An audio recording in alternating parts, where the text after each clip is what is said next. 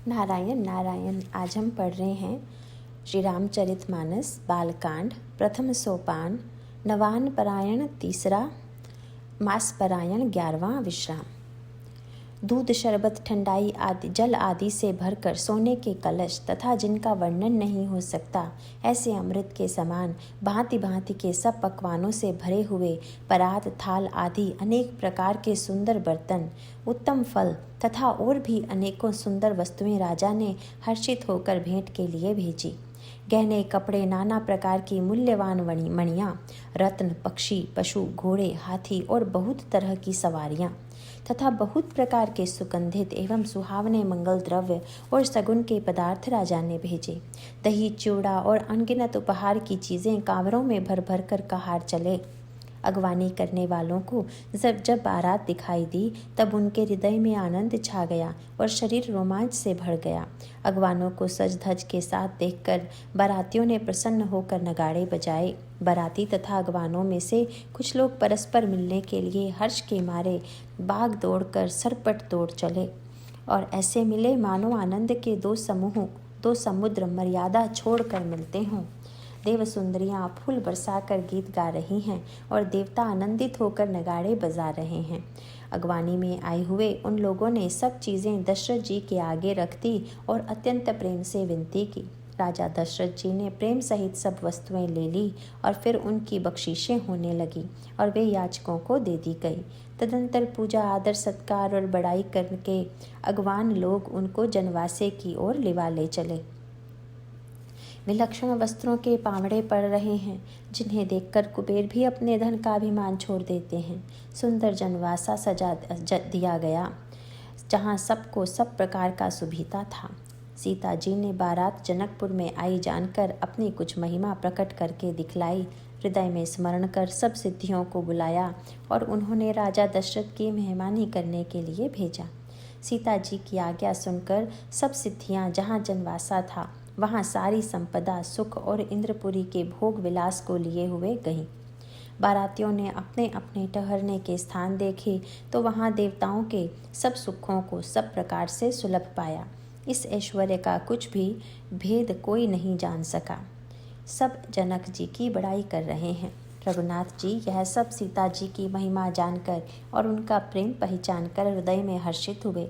पिता दशरथ जी के आने का समाचार सुनकर दोनों भाइयों के हृदय में महान आनंद समाता न था। संकोच वश वे गुरु विश्वामित्र जी से कह नहीं सकते थे, परंतु मन में पिताजी के दर्शनों की लालसा थी। विश्वामित्र जी ने भी उनकी बड़ी नम्रता देखी तो उनके हृदय में बहुत संतोष उत्पन्न हुआ। प्रसन्न होकर उन्होंने दोनों भाइयों को हृदय से लगा लिया। उनका शरीर पुलकित हो गया और नेत्रों में प्रेमाश्रुओं का जल भर आया। वे उस जनवासे की ओर चले जहाँ दशरथ जी थे, मानो सरवर प्यासे की ओर लक्ष्य करके चला हो। जब राजा दशरथ जी ने पुत्रों सहित मुनि को आते देखा तब वे हर्षित होकर उठे और सुख के समुद्र में थाहसी लेते हुए चले। पृथ्वीपति दशरथ जी ने मुनि की चरण धूलि को बारंबार सिर पर चढ़ाकर उनको दंडवत प्रणाम किया। विश्वामित्र जी ने राजा को उठाकर हृदय से लगा लिया और आशीर्वाद देकर कुशल पूछी।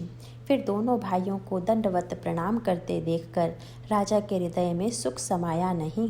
पुत्रों को उठाकर हृदय से लगाकर उन्होंने अपने वियोग जनित दुस्सह दुख को मिटाया, मानो मृतक शरीर को प्राण मिल गए हों।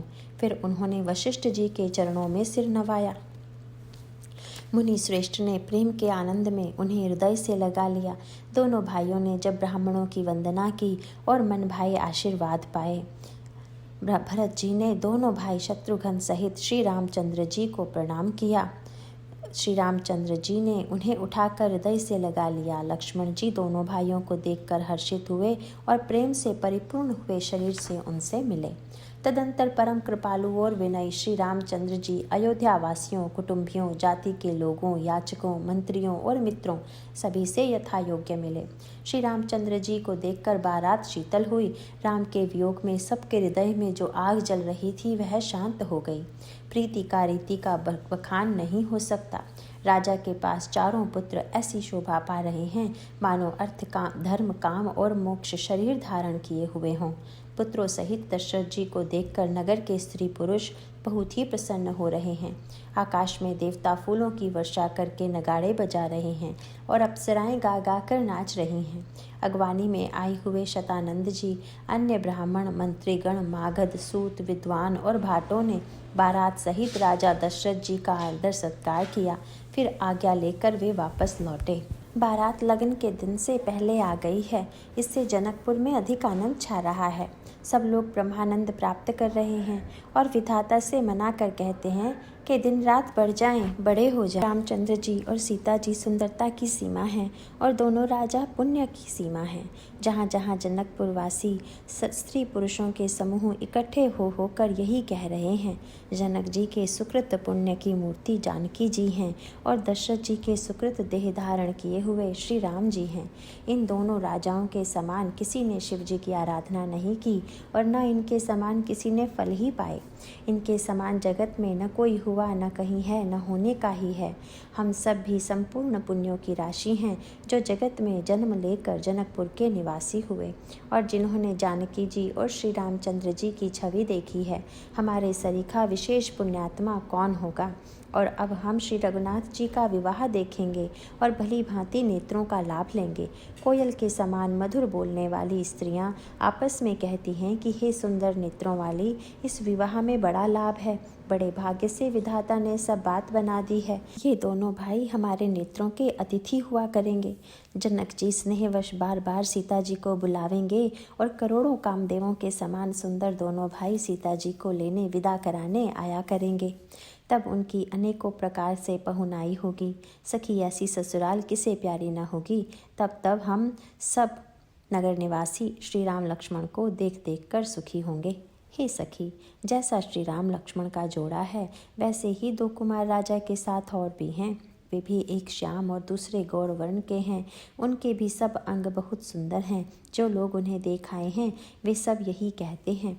एक ने कहा, मैंने आज ही उन्हें देखा है, इतने सुंदर हैं मानो ब्रह्मा जी ने उन्हें अपने हाथों संवारा है। भरत तो श्री रामचंद्र जी की ही शक्ल सूरत के हैं। स्त्री पुरुष उन्हें सहसा पहचान नहीं सकते। लक्ष्मण और शत्रुघ्न दोनों का एक रूप है। दोनों के नख से शिखा तक सभी अंग अनुपम हैं। मन को बड़े अच्छे लगते हैं, पर मुख से उनका वर्णन नहीं हो सकता। उनकी उपमा के योग्य तीनों लोकों में कोई नहीं है। दास तुलसी कहता है, कवि और कोविद विद्वान कहते हैं, इनकी उपमा कहीं कोई नहीं है। बल, विनय, विद्याशील और शोभा के समुद्र इनके समान ये ही हैं। जनकपुर की सब स्त्रियां आंचल फैलाकर विधाता को यह वचन विनती सुनाती हैं कि चारों भाइयों का विवाह इसी नगर में हो और हम सब सुंदर मंगल गावें।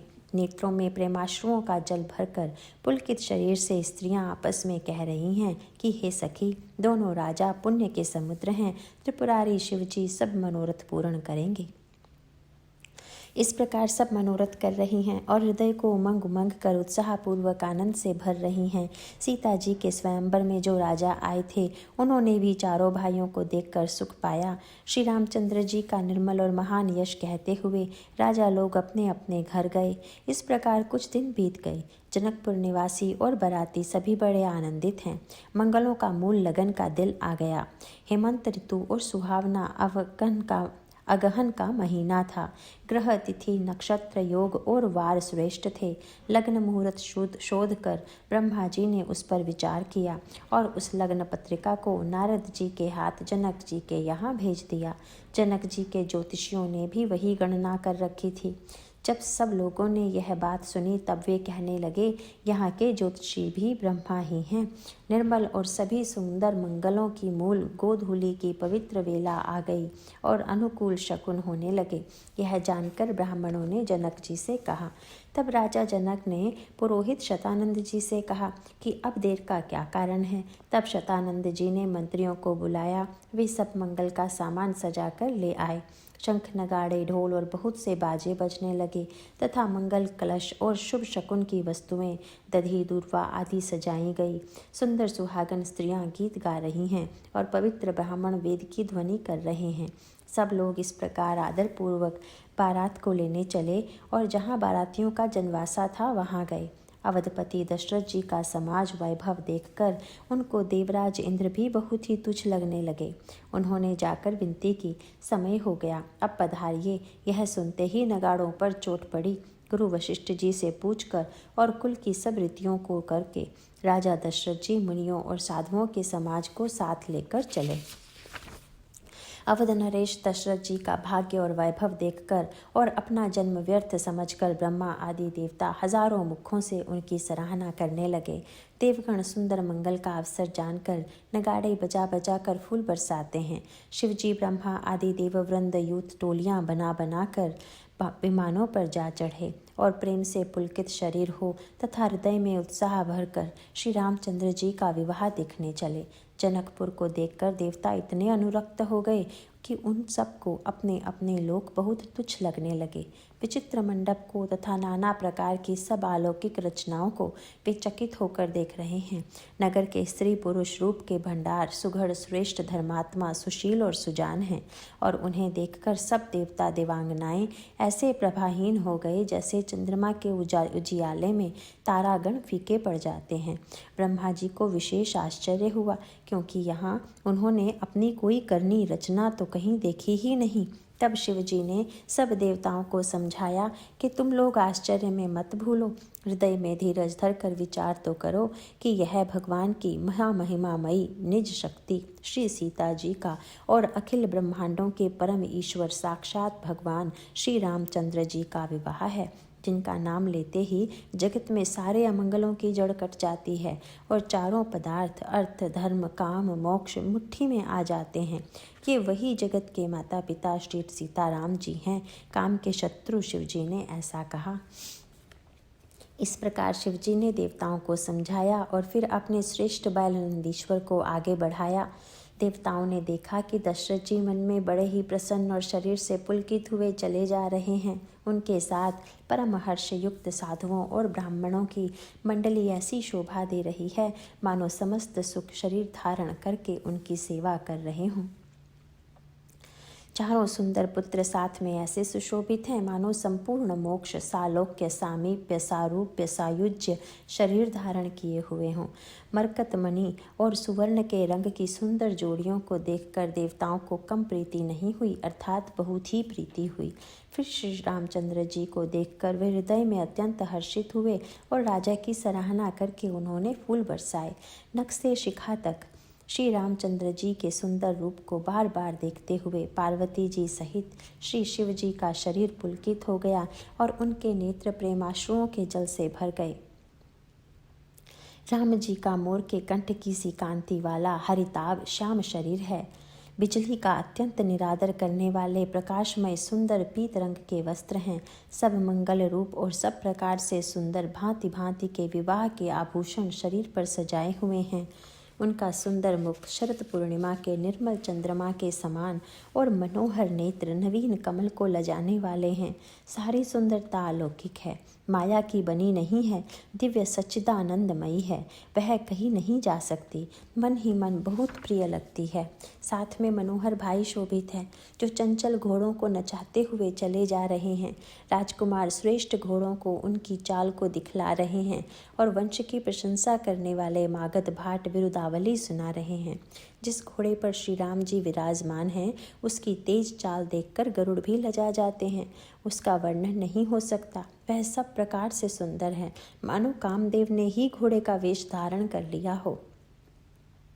मानो श्री रामचंद्र जी के लिए कामदेव घोड़े का वेश बनाकर अत्यंत शोभित हो रहा है।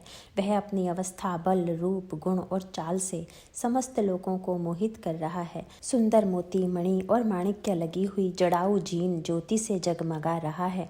उसकी सुंदर घुंघरू लगी ललित लगाम को देखकर देवता मनुष्य और मुनि सभी ठगे जाते हैं। प्रभु की इच्छा में अपने मन को लीन किए चलता हुआ वह घोड़ा बड़ी शोभा पा रहा है, मानो तारागण तथा बिजली से अलंकृत मेघ सुंदर मोर को नचा रहा हो।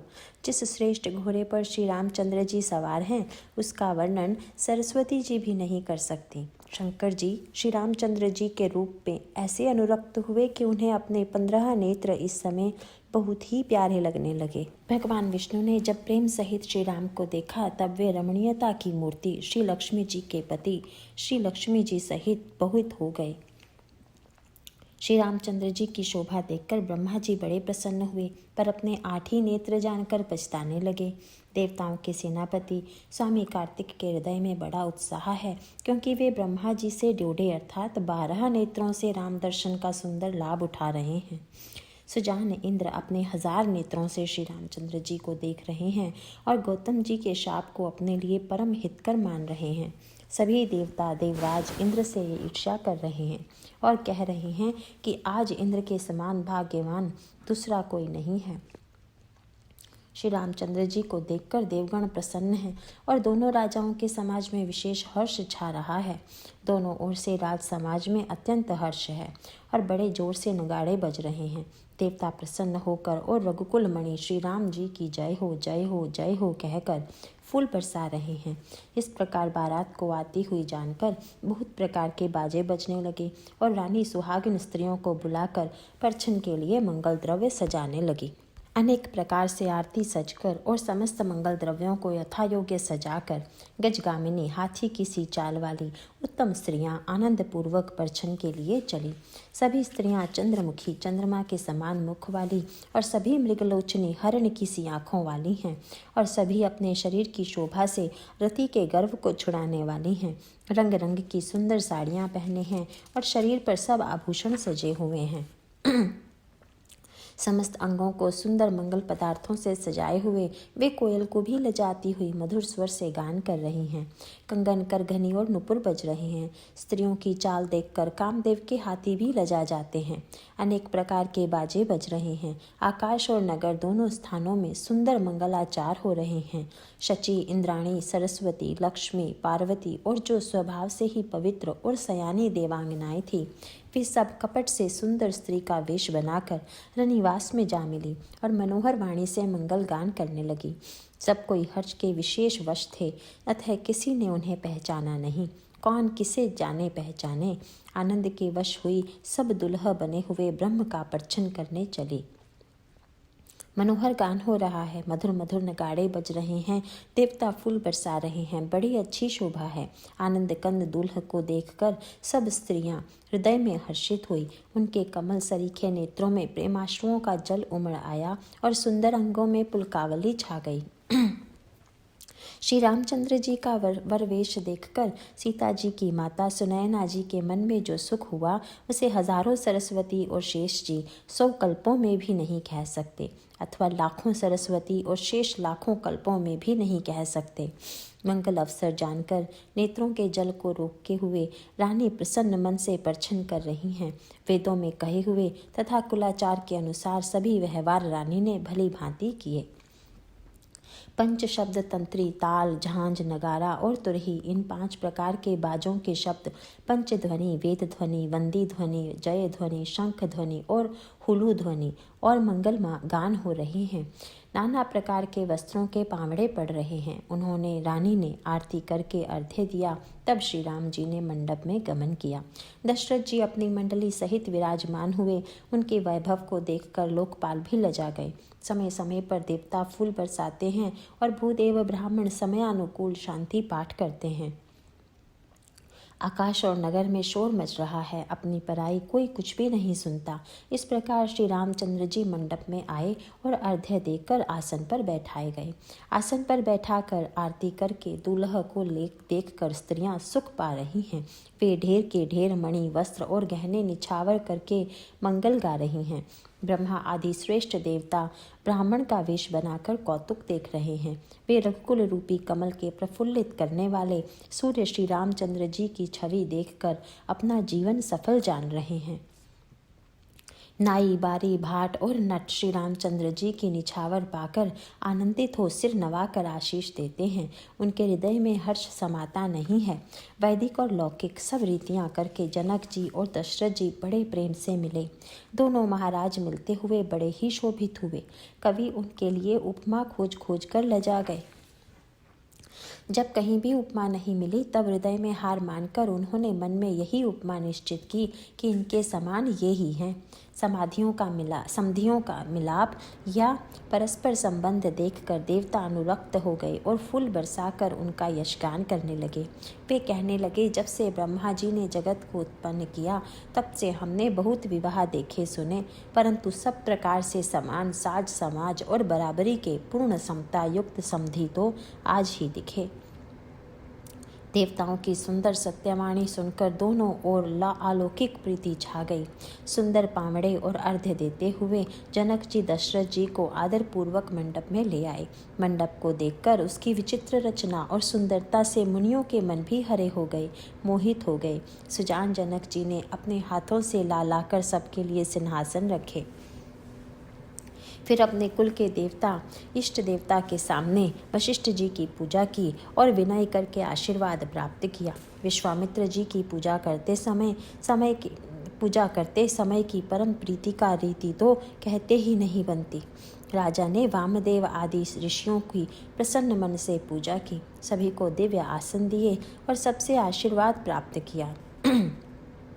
फिर उन्होंने कोसलाधीश राजा दशरथ की पूजा और उन्हें ईश महादेव जी के समान जानकर की कोई दूसरा भाव न था। तदंतर उनके संबंध से अपने भाग्य और वैभव के विस्तार की सराहना करके हाथ जोड़कर विनती और बड़ाई की। राजा जनक जी ने सब बारातियों का समधि दशरथ जी के समान ही सब प्रकार से आदरपूर्वक पूजन किया और सब किसी को उचित आसन दिए। मैं एक मुख से उस उत्साह का क्या वर्णन करूं। राजा जनक ने दान मान सम्मान विनय और उत्तम वाणी से सारी बारात का सम्मान किया। ब्रह्मा विष्णु शिव दिक्पाल और सूर्य जो श्री रघुनाथ जी का प्रभाव जानते हैं, वे कपट से ब्राह्मणों का सुंदर वेश बनाए बहुत ही सुख पाते हुए सब लीला देख रहे थे। जनक जी ने उनको देवताओं के समान जानकर उनका पूजन किया और बिना पहचाने भी उन्हें सुंदर आसन दिए। कौन किसको जाने पहचाने, सबको अपनी ही सुध-बुध भूली हुई है। आनंद कंद दुल्हा को देखकर दोनों ओर आनंदमय स्थिति हो रही है। सुजान सर्वज्ञ श्री रामचंद्र जी ने देवताओं को पहचान लिया और उनकी मानसिक पूजा करके उन्हें मानसिक आसन दिए। प्रभु का शील स्वभाव देखकर देवगण मन में बहुत आनंदित हुए। श्री रामचंद्र जी के मुख रूपी चंद्रमा की छवि को सभी के सुंदर नेत्र रूपी चकोर आदर पूर्वक पान कर रहे हैं। प्रेम और आनंद कम नहीं है, अर्थात बहुत है। समय देखकर वशिष्ठ जी ने शतानंद जी को आदर पूर्वक बुलवाया। वे सुनकर आदर के साथ आए। वशिष्ठ जी ने कहा, अब जाकर राजकुमारी को शीघ्र ले आइए। मुनि की आज्ञा पाकर वे प्रसन्न होकर चले। बुद्धिमती रानी पुरोहित की वाणी सुनकर सखियों समेत बड़ी प्रसन्न हुई। ब्राह्मणों की स्त्रियों और कुल की बूढ़ी स्त्रियों को बुलाकर उन्होंने कुल रीति करके सुंदर मंगल गीत गाए। श्रेष्ठ देवांगनाएं जो सुंदर मनुष्य स्त्रियों के वेश में हैं, सभी स्वभाव से ही सुंदरी और श्यामा 16 वर्ष की अवस्था वाली हैं। उनको देखकर निवास की स्त्रियां सुख पाती हैं और बिना पहचान के ही वे सबको प्राणों से भी प्यारी हो रही हैं। उन्हें पार्वती, लक्ष्मी और सरस्वती के समान जानकर रानी बार बार उनका सम्मान करती हैं। रनिवास की स्त्रियां और सखियां सीता जी का श्रृंगार करके मंडली बनाकर प्रसन्न होकर उन्हें मंडप में लेवा चली। सुंदर मंगल का साज सजाकर रनिवास की स्त्रियां और सखियां आदर सहित सीता जी को लेवा चली। तब सभी सुंदरियां 16 श्रृंगार किए हुए मतवाले हाथियों की चाल से चलने वाली हैं। उनके मनोहर गान को सुनकर मुनि ध्यान छोड़ देते हैं और कामदेव की कोयने भी लजा जाती हैं। पायजेब, पैंजनी और सुंदर कंकण ताल की गति पर बड़े सुंदर बज रहे हैं। सहज ही सुंदरी सीता जी स्त्रियों के समूह में इस प्रकार शोभा पा रही हैं, मानो छवि रूपी ललनाओं के समूह के बीच साक्षात परम मनोहर शोभा रूपी स्त्री सुशोभित हो। सीता जी की सुंदरता का वर्णन नहीं हो सकता, क्योंकि बुद्धि बहुत छोटी है और मनोहरता बहुत बड़ी है। रूप की राशि और सब प्रकार से पवित्र सीता जी को बारातियों ने आते देखा। सभी ने उन्हें मन ही मन प्रणाम किया। श्री रामचंद्र जी को देखकर तो सभी पूर्ण काम कृत्य हो गए। राजा दशरथ जी पुत्रों सहित हर्षित हुए। उनके हृदय में जितना आनंद था वह कहा नहीं जा सकता। देवता प्रणाम करके फूल बरसा रहे हैं। मंगलों की मंगलों की मूल मुनियों के आशीर्वाद की ध्वनि हो रही है। गानों और नगाड़ों के शब्द से बड़ा शोर मच रहा है। सभी नर नारी प्रेम और आनंद में मग्न हैं। इस प्रकार सीता जी मंडप में आई। मुनिराज बहुत ही आनंदित होकर शांति पाठ पढ़ रहे हैं। उस अवसर की सब रीति व्यवहार और कुलाचार दोनों कुल गुरुओं ने किए। कुलाचार करके गुरुजी प्रसन्न होकर गौरी जी, गणेश जी और ब्राह्मणों की पूजा करा रहे हैं, अथवा ब्राह्मणों के द्वारा गौरी और गणेश जी की पूजा करवा रहे हैं। देवता प्रकट होकर पूजा ग्रहण करते हैं, आशीर्वाद देते हैं और अत्यंत सुख पा रहे हैं। मधु पर्क आदि जिस किसी भी मांगलिक पदार्थ की मुनि जिस समय भी मन में चाह मात्र करते हैं, सेवक गण उसी समय सोने की परातों में और कलशों में भरकर उन पदार्थों को लिए तैयार रहते हैं। स्वयं सूर्यदेव प्रेम सहित अपने कुल की सब रीतियां बता देते हैं और वे सब आदरपूर्वक की जा रही हैं। जिस प्रकार देवताओं की पूजा कराकर मुनियों ने सीता जी को सुंदर सिंहासन दिया, श्री सीता जी और श्री राम जी का आपस में एक दूसरे को देखना और उनका परस्पर का प्रेम किसी को लख नहीं पड़ रहा है। जो बात श्रेष्ठ मन, बुद्धि और वाणी से भी परे है, उसे कवि क्यों कर प्रकट करे। हवन के समय अग्निदेव शरीर धारण करके बड़े ही सुख से आहुति ग्रहण करते हैं और सारे वेद ब्राह्मण का वेश धरकर विवाह की विधियां बताए देते हैं। जनक जी की जगत विख्यात पटरानी और सीता जी की माता का बखान तो हो ही कैसे सकता है। सुयश, सुकृत, पुण्य, सुख और सुंदरता सबको बटोर कर विधाता ने उन्हें संवार कर तैयार किया है। समय जानकर श्रेष्ठ मुनियों ने उनको बुलवाया। यह सुनते ही सुहागिनी स्त्रियां उन्हें आदरपूर्वक ले आई। सुनयना जी जनक जी की पटरानी जनक जी की बाईं ओर ऐसी सोह रही हैं मानो हिमाचल के साथ मैना जी शोभित हों।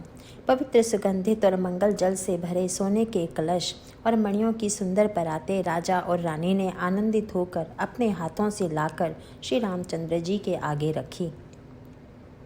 मुनि मंगलवाणी से वेद पढ़ रहे हैं। सो अवसर जानकर आकाश से फूलों की झड़ी लग गई है। दूल्हा को देखकर राजा रानी प्रेम मग्न हो गए और उनके पवित्र चरणों को पखारने लगे। वे श्री राम जी के चरण कमलों को पखारने लगे। प्रेम से उनके शरीर में पुलकावली छा रही है। आकाश और नगर में होने वाली गान, नगाड़े और जय जयकार की ध्वनि मानो चारों दिशाओं में उमड़ चली। जो चरण कमल कामदेव के शत्रु श्री शिव जी के हृदय रूपी सरोवर में सदा ही विराजते हैं, जिनका एक बार भी स्मरण करने से मन में निर्मलता आ जाती है और कलयुग के सारे पाप भाग जाते हैं, जिनका स्पर्श पाकर गौतम मुनि की स्त्री अहल्या ने जो पापमयी थी परम गति पाई, जिनका चरण कमलों का मकरंद रस गंगा जी शिव जी के मस्तक पर विराजमान है, जिसको देवता पवित्रता की सीमा बताते हैं। मुनि और योगी जन अपने मन को भंवरा बनाकर जिन चरण कमलों का सेवन करके मनोवांछित गति प्राप्त करते हैं, उन्हीं चरणों को भाग्य के पात्र बड़भागी जनक जी धो रहे हैं। यह देखकर सब जय जयकार कर रहे हैं। दोनों कुलों के गुरु वर और कन्या की हथेलियों को मिलाकर शाखोच्चार करने लगे। पानी ग्रहण हुआ देखकर ब्रह्मादि देवता, मनुष्य और मुनि आनंद में भर गए। सुख के मूल दुल्हा को देखकर राजा रानी का शरीर पुलकित हो गया और हृदय आनंद से उमंग उठा। राजाओं के अलंकार स्वरूप महाराजा जनक जी ने लोक और वेद की रीति को करके कन्यादान किया। जैसे हिमवान ने शिव जी को पार्वती जी और सागर ने भगवान विष्णु को लक्ष्मी जी दी थी, वैसे ही जनक जी ने श्री रामचंद्र जी को सीता जी समर्पित की, जिससे विश्व में सुंदर नवीन कीर्ति छा गई। विदेह जनक जी कैसे विनती करें, उस सांवली मूर्ति ने तो उन्हें सचमुच विदेह देह की सुध बुध से रहित ही कर दिया। विधि पूर्वक हवन करके गठजोड़ी की गई और भांवरे होने लगी। जय ध्वनि, बंदी ध्वनि, वेद ध्वनि, मंगल गान और नगाड़ों की ध्वनि सुनकर चतुर देवगण हर्षित हो रहे हैं और कल्प वृक्ष के फूलों को बरसा रहे हैं। वर और कन्या सुंदर भांवरे दे रहे हैं। सब लोग आदरपूर्वक उन्हें देखकर नेत्रों का परम लाभ ले रहे हैं। मनोहर जोड़ी का वर्णन नहीं हो सकता। जो कुछ उपमा कहूँ वही थोड़ी होगी। श्री राम जी और श्री सीता जी की सुंदर परछाई मणियों के खंभों में जगमगा रही हैं, मानो कामदेव और रति बहुत से रूप धारण करके श्री राम जी के अनुपम विवाह को देख रहे हैं। उन्हें कामदेव और रति को दर्शन की लालसा और संकोच दोनों ही कम नहीं हैं, अर्थात बहुत हैं। इसीलिए वे मानो बार बार प्रकट होते और छिपते हैं। सब देखने वाले आनंदमग्न हो गए और जनक जी की भांति सभी अपनी सुध भूल गए। मुनियों ने आनंद पूर्वक भांवरे फिराई और नेक सहित सब रीतियों को पूरा किया। श्री रामचंद्र जी सीता जी के सिर में सिंदूर दे रहे हैं। यह शोभा किसी प्रकार भी कहीं नहीं जाती। मानो कमल को लाल पराग से अच्छी तरह भरकर अमृत के लोभ से सांप चंद्रमा को भूषित कर रहा है। यहाँ श्री राम के हाथ को कमल की, सिंदूर को पराग की, श्री राम की श्याम भुजा को सांप की और सीता जी के मुख को चंद्रमा की उपमा दी गई है। फिर वशिष्ठ जी ने आज्ञा दी, तब दुल्हा और दुल्हन एक आसन पर बैठे। श्री राम जी और जनक जी श्रेष्ठ आसन पर बैठे। उन्हें देखकर दशरथ जी मन में बहुत आनंदित हुए। अपनी सुकृत रूपी कल्प वृक्ष में नए फल आए देखकर उनका शरीर बार बार पुलकित हो रहा है। 14 भुवनों में उत्साह भर गया। सबने कहा कि श्री रामचंद्र जी का विवाह हो गया। जीव एक है और यह मंगल महान है। फिर भला यह वर्णन करके किस प्रकार समाप्त किया जा सकता है। तब वशिष्ठ जी की आज्ञा पाकर जनक जी ने विवाह का सामान सजाकर मांडवी जी, श्रुतकीर्ति जी और उर्मिला जी, इन तीनों राजकुमारियों को बुला लिया। कुशध्वज की बड़ी कन्या मांडवी जी को, जो गुण, शील, सुख और शोभा की रूप ही थी, राजा जनक ने प्रेम पूर्वक सब रीतियां करके भरत जी को ब्याह दिया। जानकी जी की छोटी बहन उर्मिला जी को सब सुंदरियों में शिरोमणि जानकर उस कन्या को सब प्रकार से सम्मान करके लक्ष्मण जी को ब्याह दिया। और जिनका नाम श्रुतकीर्ति है और जो सुंदर नेत्रों वाली, सुंदर मुख वाली, सब गुणों की खान और रूप तथा शील में उजागर हैं, उनको राजा ने शत्रुघ्न को ब्याह दिया। दुल्हा और दुल्हनें परस्पर अपने अपने अनुरूप जोड़ी को देखकर सकुचते हुए हृदय में हर्षित हो रही हैं। सब लोग प्रसन्न होकर उनकी सुंदरता की सराहना करते हैं और देवगण फूल बरसा रहे हैं। सब सुंदरी दुल्हनें सुंदर दुल्हों के साथ एक ही मंडप में ऐसी शोभा पा रही हैं मानो जीव के हृदय में चारों अवस्थाएं, जागृत, स्वप्न, सुषुप्ति और तुरीय, अपने चारों स्वामियों विश्व, तेजस, प्राज्ञ और ब्रह्म सहित विराजमान हों।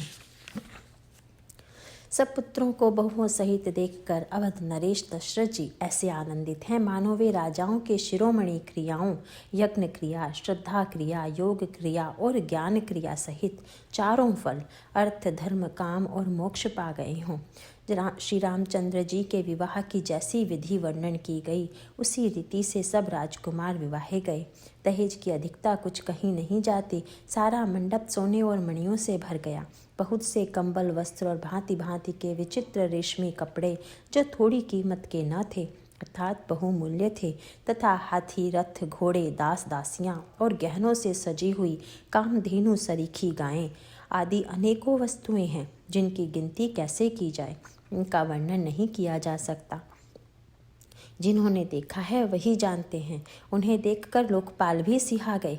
अवधराज दशरथ जी ने सुख मानकर प्रसन्न चित्त से सब कुछ ग्रहण किया। उन्होंने वह दहेज का सामान याचकों को जो जिसे अच्छा लगा दे दिया। जो बच रहा वह जनवासे में चला आया।